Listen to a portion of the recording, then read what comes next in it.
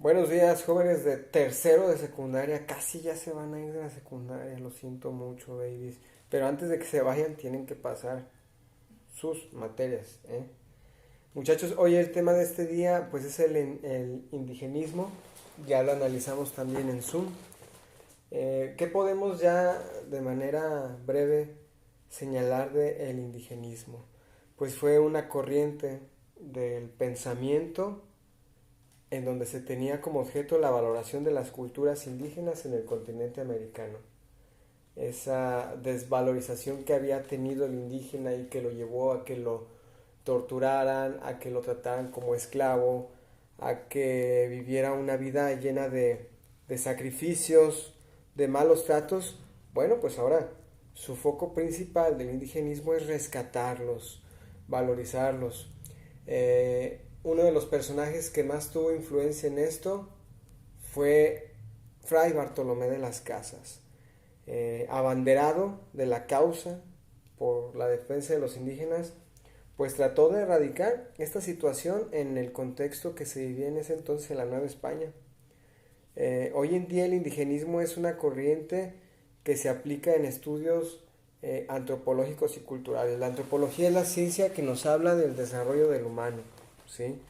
En la política, en el arte, en la literatura, en la educación, el indígena siempre ha tenido un retraso, pero no es un retraso porque ellos quieran, sino porque la misma historia que han vivido ha hecho que no logren ese avance que deberían de tener como sociedad, porque ellos también son una sociedad y se vuelven parte también de la nuestra.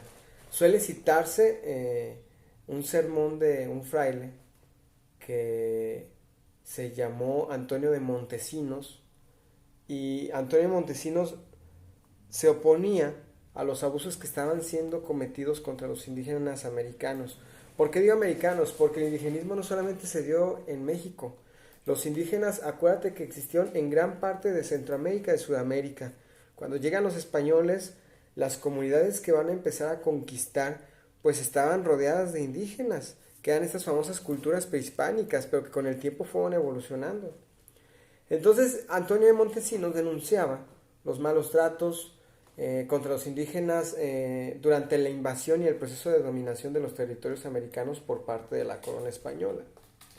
Este fraile a su vez se inspiró y inspiró a Bartolomé de las Casas, que como les dije fue un abanderado de la causa, eh, para hacer como equipo y luchar en contra de, pues, de la tiranía, del mal gobierno que tenía el virreinato en contra de los indígenas. También el indigenismo es una doctrina, muchachos. Es una doctrina política. ¿Por qué una doctrina política?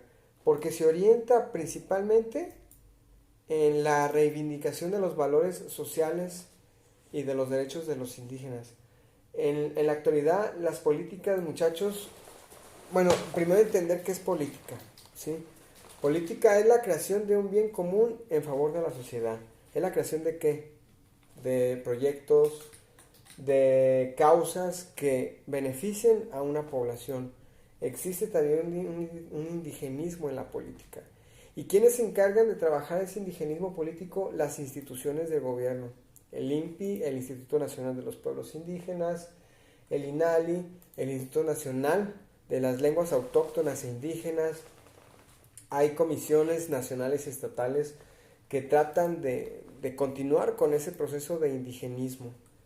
Uno de los peores problemas que tiene actualmente el indigenismo y que ha sido también tema tocado en primero, en segundo y secundaria porque hay hilación con el tema, pues es este problema de la discriminación que lleva al indígena a seguir siendo rechazado en una sociedad que se supone que, entre comillas, es moderna.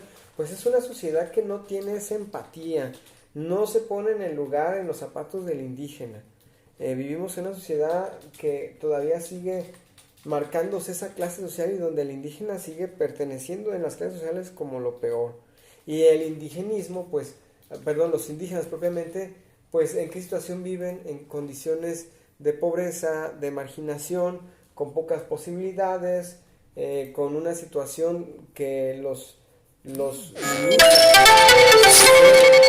en una sociedad que pues constantemente está en evolución, pues el indígena no lo logra.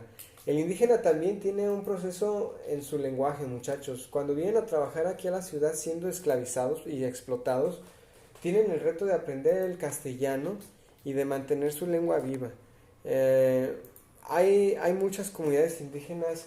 En la actualidad hay más de 40 y tantos pueblos indígenas que todavía viven y que se mantienen a flote. Hay algunas comunidades que ya están en peligro de extinción.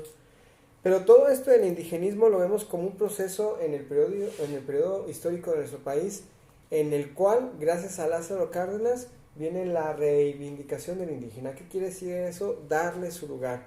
El primer presidente que entendió que el indígena vale mucho fue Lázaro Cárdenas, porque esto del indigenismo se dio con su gobierno, y esto del indigenismo tuvo este proceso que constantemente se ha luchado por mantener vivo. Conclusión: valoremos, respetemos. Es parte esencial de nuestra formación, y es el indígena el que continúa manteniendo el legado vivo de nuestro tesoro cultural histórico, y es el que le da sentido, origen y pertenencia a nuestra existencia como mexicanos. Cuídense mucho, chicos, los veo la siguiente semana, pórtense bien, saluden a sus papás, que Dios los bendiga.